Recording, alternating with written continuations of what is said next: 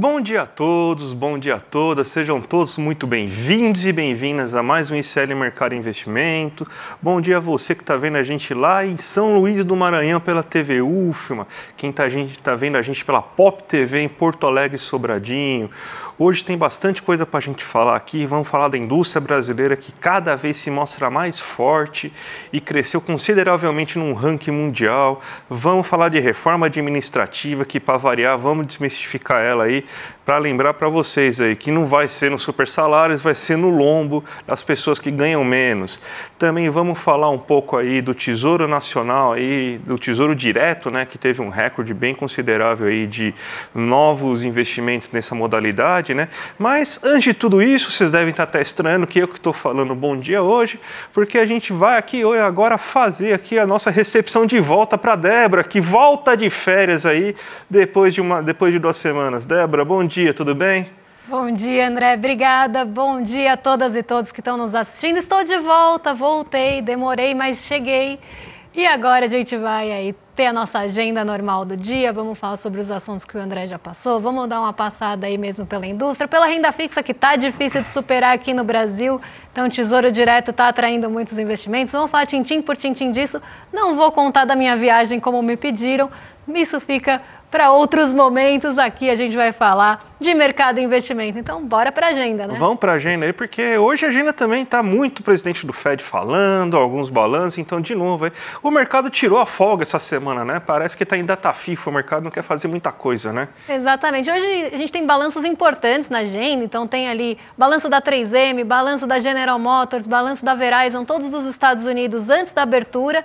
Mas quando a gente olha ali os principais pontos da agenda ou tópicos, ela está tomada por dirigentes do Banco Central, presidentes de Banco Central, então uma agenda muito voltada para esses discursos, até porque está tendo ali um fórum da Bloomberg, então muitos dos presidentes do Banco Central, caso aqui do Andrew Bailey, que é o presidente do Banco da Inglaterra, que vai falar nesse evento, outros presidentes e dirigentes também ali do Fed, do Banco Central Europeu, vão participar de eventos durante o dia, então a agenda está um pouco repetitiva e por isso a gente deu uma enxugada. O FMI 10 horas lançou o relatório de perspectivas econômicas globais, esse vai ficar para amanhã por conta aqui do horário do programa e a Christine Lagarde, presidente aí do Banco Central Europeu, vai participar de um painel no evento. Em seguida, como eu falei, vários dirigentes do próprio Banco Central Europeu vão discursar ao longo do dia, tanto ali no Fórum da Bloomberg como em outros eventos. Então, se quiserem aí passar para o pessoal de casa acompanhar. E a gente tem também o Roberto Campos Neto hoje participando junto com o dirigente do Banco da Inglaterra, Sarah Breeden, e outros dirigentes e diretores gerais aí no Banco de Compensação Internacional, o BIS. A secretária do Tesouro dos Estados Unidos, a Janet Yellen, também participa num painel de encontro anual do Instituto de Finanças. Então, como eu falei, muitos dirigentes ali, muitos presidentes de Banco Central pronunciando hoje. E a gente tem também reunião do Fundo Monetário Internacional, do FMI e do Banco Mundial acontecendo ali durante o dia. Então, um dia bem focado nessas falas e com uma agenda mais esvaziada, assim como ontem, que foi o que teve ali trouxe uma pouca atração para os mercados de uma forma geral. Bem, vamos começar então, Débora, nosso giro de mercado aqui com aquela notícia que a gente sugere toda manhã aqui para vocês aqui, falando sobre o que aconteceu, o que pode acontecer, perspectivas e tudo mais. Mas a Ásia está esse dia da marmota, parece que o dia da marmota saiu um pouco aí dos Estados Unidos e foi para a Ásia, né? Anuncia estímulo. Não tem mais estímulo, daí anuncia estímulo de novo, decepção dos investidores, novos estímulos, dados tristes. Então está basicamente esse vai e volta aí na Ásia e para variar, né? Mercados mistos na Ásia aí com toda essa indefinição, o pessoal não está feliz com os anúncios, os governos chineses aí tentando aí estimular mais a economia. Então explica aí toda essa salada de fruta aí que está tendo. Pois é, uma mistureba mesmo, porque a gente tem ali uma parte da Ásia indo para o terreno negativo por impulso ou falta do impulso de Nova York, Ontem, só para vocês entenderem, os títulos do Tesouro, as famosas Treasuries, voltaram a valorizar, chegaram num maior patamar desde julho desse ano, e isso fez com que tivesse uma diminuição do apetite pelo risco lá nos Estados Unidos. Isso também acabou pressionando a nossa curva de juros brasileira. Então, teve um dia ali de bastante pressão vinda do mercado de juros, e essa pressão diminuiu o apetite pelo risco e fez alguma das bolsas de Nova York irem para o terreno negativo. E parte das bolsas asiáticas acabou respondendo justamente a isso. Esse estímulo, ou essa falta mesmo de impulso vinda de Nova York, acabou levando algumas bolsas para o terreno negativo. Mas o Xangai Composto, por outro lado, acabou ficando no terreno positivo, então eu vou colocar justamente Xangai Composto aqui na tela, porque é ele que responde mais rapidamente aqui, deixa eu só tirar o cursor para vocês verem melhor, ele acaba respondendo mais rapidamente a toda esse imbróglio envolvendo os estímulos asiáticos. Então, a gente tem ali, né, a divulgação desses estímulos, desse pacotaço, como ele foi chamado, no mês passado. Então, a gente vê essa alta bastante grande do Xangai Composto aí no mês passado, no fim do mês passado, e aí ele fica num platô ali. Se vocês estão vendo, o Xangai Composto fica retinho por um tempo. Esse platô foi o feriado de uma semana que fechou os mercados chineses. Então, a gente tem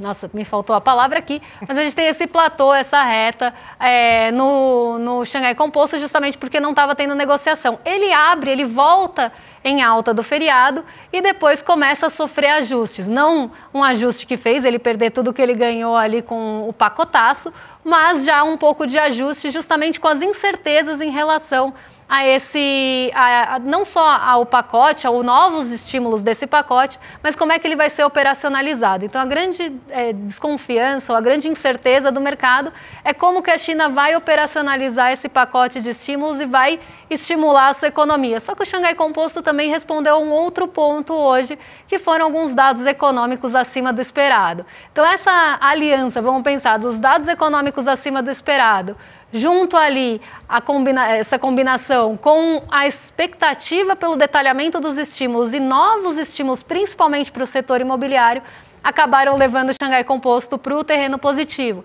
Então, as bolsas na Ásia acabaram respondendo a motivos diferentes. Parte ali a Nova York e parte a essa expectativa por novos estímulos. Então, querem mais, né? Nunca é o suficiente, querem mais estímulos, querem mais detalhamento. Então, esse foi o movimento principal aí da Ásia nessa manhã. Vamos agora para o Brasilzão, Débora, porque saiu uma notícia bem interessante aí sobre a indústria brasileira. A gente estava falando aqui nos programas já com certa frequência que a indústria está sendo assim, positivamente surpreendente esse ano. E saiu um dado agora da IREB que mostra aí que o Brasil avançou exatamente 30 posições em ranking global de produção.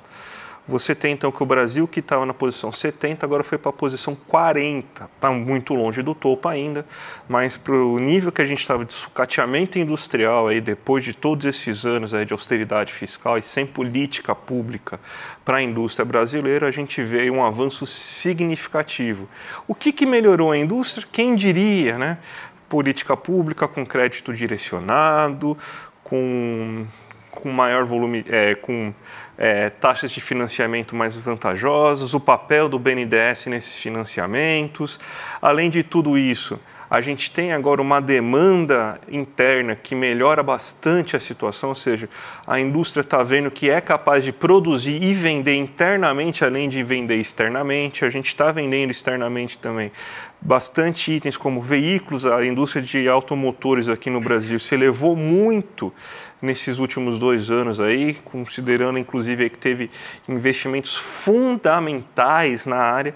Então você vê uma mistura de aumento da renda média do brasileiro, desemprego baixo, que dá a ele maior confiança, porque o medo de perder o desemprego reduz e aumenta a confiança para ele comprar um bem um pouco mais caro, que ele sabe que vai ter emprego mais tempo para conseguir comprar esse bem, mesmo que seja financiado. Você tem, então, esse cenário econômico que traz maior otimismo para o trabalhador brasileiro que vai querer consumir, e daí o empresário vê uma maior demanda, ele vai lá e decide investir, principalmente o empresário que está trabalhando na indústria. A gente vê aí que mês após mês, basicamente, tem um aumento na produção de bens duráveis, na produção aí de bens de capital. Então a gente está num bom momento industrial.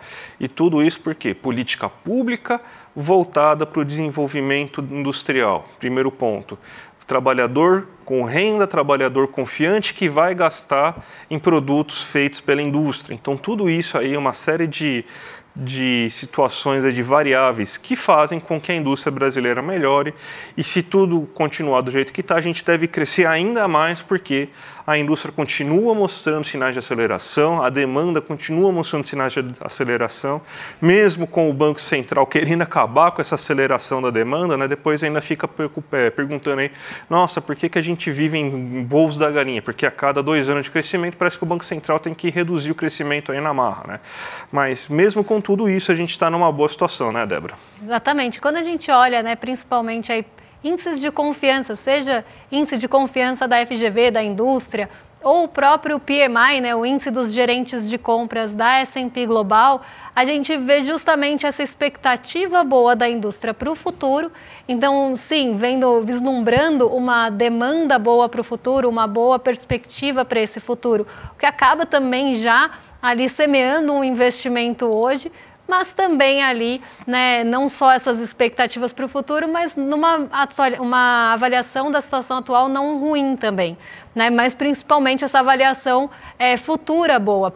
E essa avaliação futura ela ainda tem desafios, como o André falou, né, a gente tem ali a taxa de juros pressionando os custos, principalmente se a gente pensar em custos de crédito, né, a taxa de juros ela vai exercer pressão nisso, e é algo que vem aparecendo nesses relatórios. Mas mesmo assim, apesar desse desafio que se tem pela frente, a perspectiva para a indústria ela é positiva, e a gente conseguiu aí subir 30 posições no ranking, quem diria, né, André? Quem diria, né, que melhorar a economia, a política pública, gasto público, melhorar aí os indicadores, né? Mas parece que os liberais que estão com a razão, né? Tem que fazer austeridade, fazer com que a nossa indústria vá lá para o número 70 em poucos anos, eles que estavam certos, a gente que está errado. Pois né? é. Mas vamos falar agora do Tesouro Direto, né? Que a gente viu, a Débora estava fora, mas eu tenho certeza que durante as férias dela, ela viu essa notícia, que é a questão aí da poupança, que cada vez mais você tem uma saída maior de recursos da poupança, e hoje sai a notícia de que esses investimentos do Tesouro Direto chegaram ao maior valor da série histórica, né?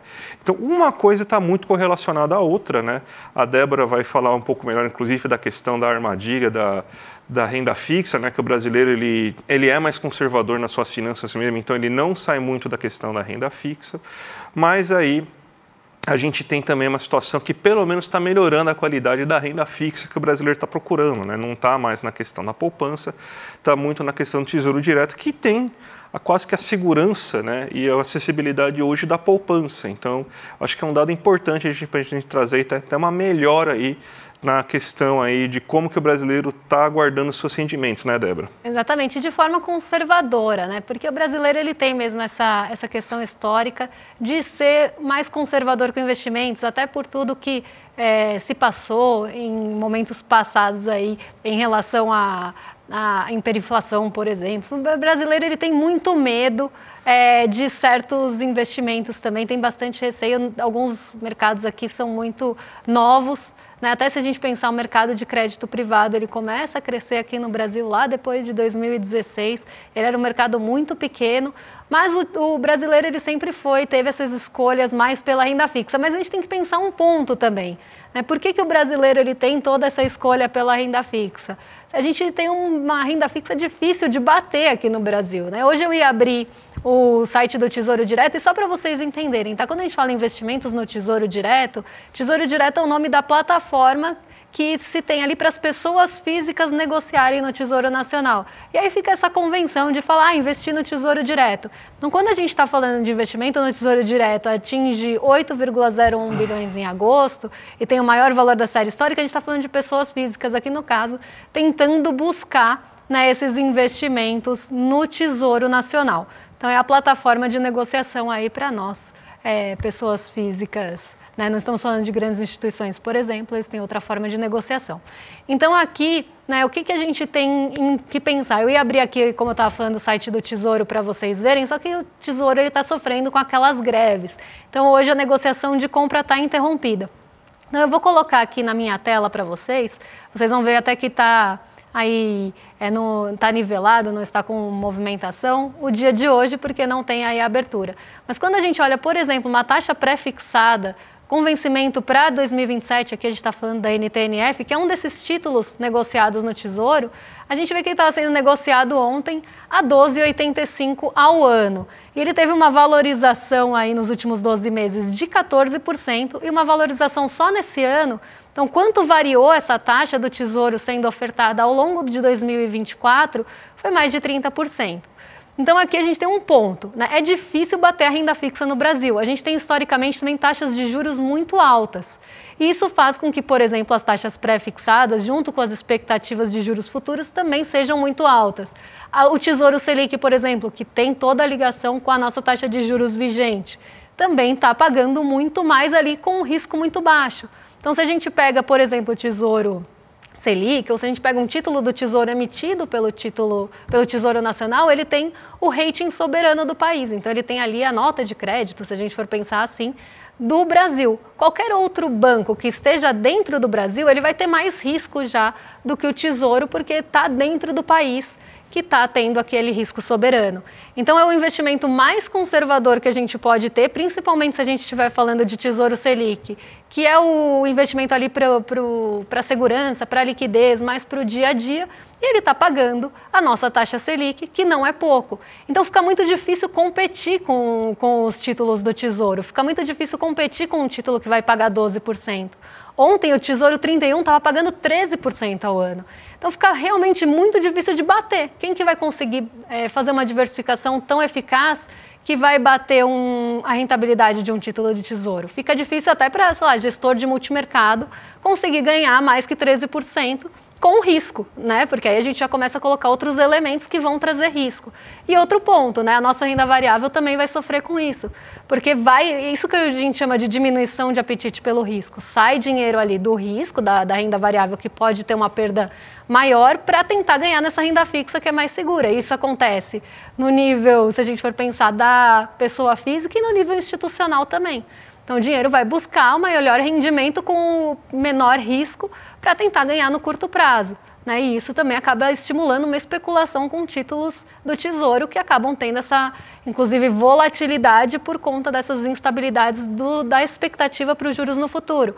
Mas por isso que tem atraído tanto dinheiro, né, o Tesouro Direto. Claro, se a gente está falando ali de uma poupança, tudo mais, tem também essa questão de sair dinheiro da poupança para buscar melhores investimentos.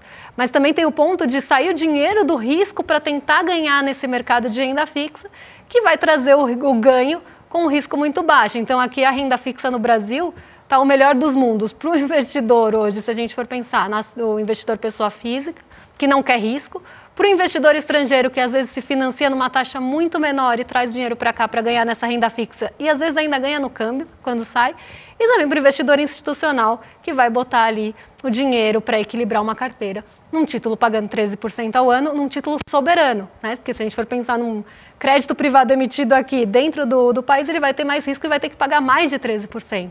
Então, isso está realmente dificultando outros mercados e atraindo muito dinheiro aí para tentar ganhar na nossa renda fixa. Débora, sabe quem voltou além de você hoje? Quem Nosso voltou? Amigo Campos Neto. Bob Não fui eu que trouxe, hein? Aí. Não, vamos ver, né? Ele está assim, mais uma vez assim, o que precisa para baixar a taxa de juros? Agora ele está falando que é reforma administrativa. Você precisa de reforma administrativa, tributária, você precisa de reforma penitenciária, você precisa de reforma do Código Civil, você precisa de reforma da casa. Basicamente, o irmãos à obra aí da economia brasileira que precisa de reforma para tudo aí para você conseguir reduzir a taxa de juros, né? Então, tudo é desculpa aí, parece que assim, toda vez aí que fala assim, gente, tem que fazer isso, senão eu não vou reduzir taxa de juros, hein? Sem isso é impossível reduzir taxa de juros. Ainda bem que falta pouco, né? Acho que às vezes, seria tão bom assim a gente colocar um cronômetro aqui, final do mandato do Campos Neto aqui na nossa TV aí, para ver se a gente consegue aí, finalmente se livrar aí desse presidente. Mas agora ele está falando aí que precisa de reforma administrativa, né? E para variar, nosso Ministério da Fazenda está querendo agradar o mercado e falou que está preparando uma reforma administrativa.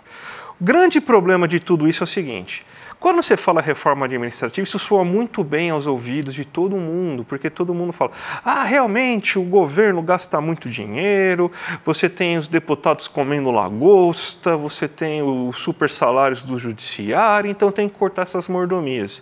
Aí você vai ver, eles vendem isso aí para você nos grandes jornais, nas grandes mídias, o pessoal vai falar para você e vai garantir para você que é isso que está sendo atacado, tá? Então é isso que eles estão falando que está sendo atacado. E quando você vai ver a reforma administrativa de fato, o que você tem é o seguinte, você tem basicamente só redução aí de contratação de funcionários aí da base realmente do executivo, é só o executivo que sofre com reformas administrativas. O legislativo e o judiciário nunca estão dentro de nenhum pacote de reforma administrativa, nunca estão. Então é só do executivo, e quando a gente está falando de funcionários do executivo é o quê? Médicos, analistas de órgãos públicos, professores. Então é toda a base de funcionamento aí daquele serviço que você presta, que você recebe do governo, ou seja, o professor que está lá dando aula para o seu filho na universidade ou no IFE, é o médico que está trabalhando naquele hospital de referência federal, ou, por exemplo, aquele funcionário da Previdência lá que está sobrecarregado e a fila do INSS está aumentando, ou o médico que vai fazer a perícia e está com um monte de... uma fila gigantesca também não consegue fazer a perícia, um analista aí de alguma entidade, por exemplo, de alguma Anatel, que também provavelmente está sobrecarregada, saiu o CNU, inclusive, fazendo uma contratação gigantesca, e vai ter que fazer contratação gigantesca ano que vem, porque está faltando funcionário para essas coisas básicas e está atrapalhando o serviço. Então é isso que a gente tem. Se a gente for pegar a relação funcionário público por população, a gente é um dos que tem menor quantidade, só que o nosso custo é muito alto, mas não é o executivo, é o legislativo e o judiciário. Só que, para variar, o que eles fazem? Eles vão fazer uma reforma e vão atacar justamente essa base que serve os serviços para vocês. Eles não vão afetar os super salários dos juízes, não vão afetar os penduricários do legislativo, com os funcionários do executivo. Então, gente, mais uma vez aí, não seja enganado aí, que na verdade quem vai pagar a conta da reforma administrativa vai ser você que vai ser atendido de pior forma pelo governo federal. Então, não vai mudar a questão, o cara que você odeia no legislativo vai continuar almoçando lagosta, o juiz que você não gosta vai continuar com super salário, com todos esses benefícios, mas não vai ter um atendente no INSS, não vai ter um atendente na Caixa Federal, não vai ter uma pessoa para fazer uma análise aí da ANEEL, da Anatel, então é você que vai se ferrar para variar. Sempre do lado mais fraco. Eu não sei se a gente tem o gráfico que mostra, inclusive, uma coisa bem interessante, né? Até o André estava falando que a gente não tem uma quantidade de servidores em relação à população grande, mas muita gente vê esses servidores, sim, como um inimigo, mesmo um vilão, ele que está pesando nas contas públicas, porque coloca servidor tudo no mesmo bolo. Né? Então, é servidor público. E esquece justamente do que a gente estava falando, do professor, do médico, da pessoa que vai te atender ali quando você tem algum problema para resolver, e pensa, sempre mira nos altos cargos que normalmente vão estar fora desse tipo de reforma. Vai ser sempre no lombo do trabalhador mesmo. E olha que interessante, né? Aqui é o crescimento total dos servidores federais ativos entre 2001 e 2022. E a gente vê que está tendo um decréscimo ali, desde 2017, mais ou menos, a gente começa a ter um crescimento negativo dos servidores. Então, o Serviço Público Federal aqui, que é o que a gente está olhando, civil, claro, a gente não está também falando de militar nessa reforma, a gente está vendo que está encolhendo os servidores, né? Está encolhendo o serviço público. Então, a gente tem um crescimento realmente negativo, um encolhimento, e isso também vai trazer um atendimento pior. Então, se você não contrata, as pessoas vão se aposentando, as pessoas vão saindo ali do serviço público, você não contrata no lugar, vai sobrecarregar quem está trabalhando. E aí vai sobrecarregar quem está trabalhando, vai precarizar o serviço prestado. E as pessoas vão comprar o discurso, porque realmente não funciona, fui lá, demorou um monte, enfim.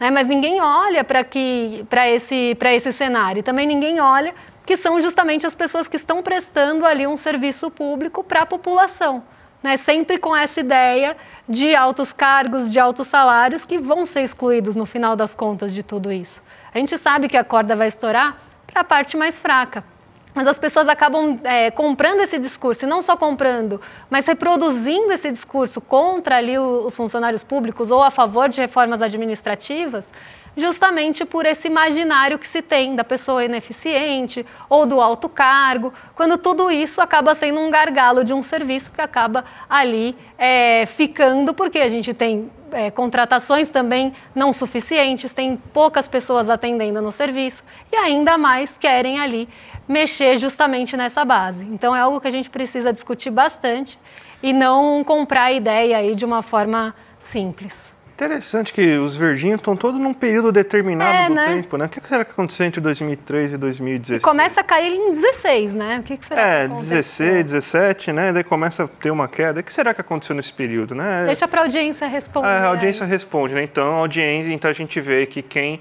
sucateia o serviço público aí de propósito para você ficar com raiva e querer privatizar isso. Débora, vamos para o giro de mercado rapidinho aí para a gente finalizar o programa de hoje? Vamos passar aí pelos principais mercados que hoje estão, na sua maioria, no terreno negativo. Então vamos lá, nossa bolsa está estendendo a perda de ontem. Ontem nossa bolsa ela oscilou ali de uma forma bem contida. Isso de uma forma geral, tá? Não foi só aqui, nos Estados Unidos também, justamente por essa falta de agenda, essa falta de catalisadores, falta de direcionadores ali, condutores do mercado. Então a gente teve um dia muito ali de espera, muito realmente de marasmo mesmo na nossa bolsa ontem. A oscilação foi muito contida. Hoje a gente já aprofunda essa queda. Ontem caiu 0,11, hoje cai 0,89, aprofundando a perda. O dólar volta a valorizar, volta para o patamar de 5,70. Ontem o dólar chegou a 5,73, numa máxima do dia, depois ele voltou para 5,69 e hoje volta ali para 5,70. O dólar vem orbitando aí muito esse patamar, justamente por conta do avanço das treasuries, que hoje estão arrefecendo, mas ontem subiram consideravelmente. Várias questões ali em relação ao corte de juros nos Estados Unidos estão com incerteza, estão ali colocando uma incerteza mesmo em relação à quantidade e à magnitude dos cortes. Agora se espera um corte de 0,25 até dezembro, então isso diminuiu bastante e fez com que as treasuries aumentassem ontem numa proporção maior.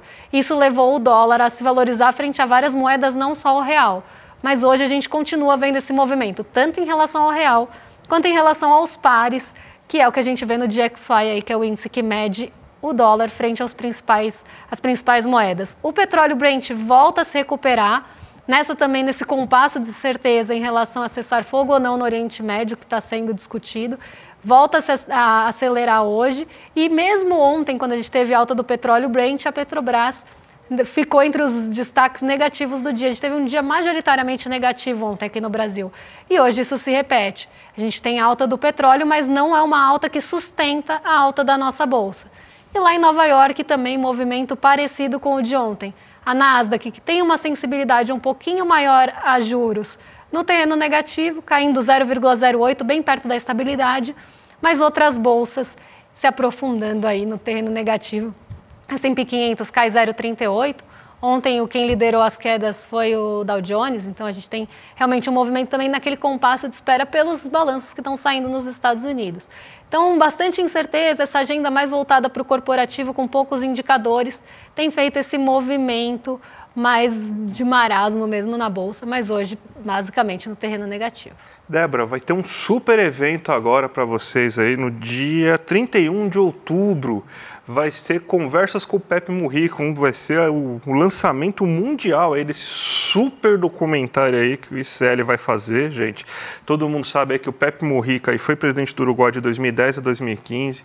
Ele é muito famoso pelo seu fusquinha, pela sua humildade, por levar realmente aí a ferro e fogo tudo que ele fala, além de ser uma referência para a esquerda da América Latina inteira. Então, gente, dia 31 de outubro, quinta-feira, vai ser a grande estreia, então garanta já seu ingresso aí para conseguir ver. Acesse o link aí, iclmercado.com.br, e não perca que daí o sininho vai tocar para vocês aí, vai ser imperdível. E vamos entregar agora para nossos vizinhos do rolê, Débora? Vamos entregar, porque agora tem rolê ICL a partir das 11h30 e a gente volta amanhã para mais notícias aí do ICL Mercado Investimentos. Agora eu estou de volta, não vai mais atrasar nada, não vão cancelar mais meu voo, então agora eu estou de volta com vocês. Um beijão e até lá. Até mais, gente. Tchau, tchau. Num momento onde a extrema-direita ganha tanta força no mundo inteiro e os métodos da esquerda para poder se aproximar das pessoas e para poder se comunicar com as pessoas é tão questionado, uma liderança se torna fundamental.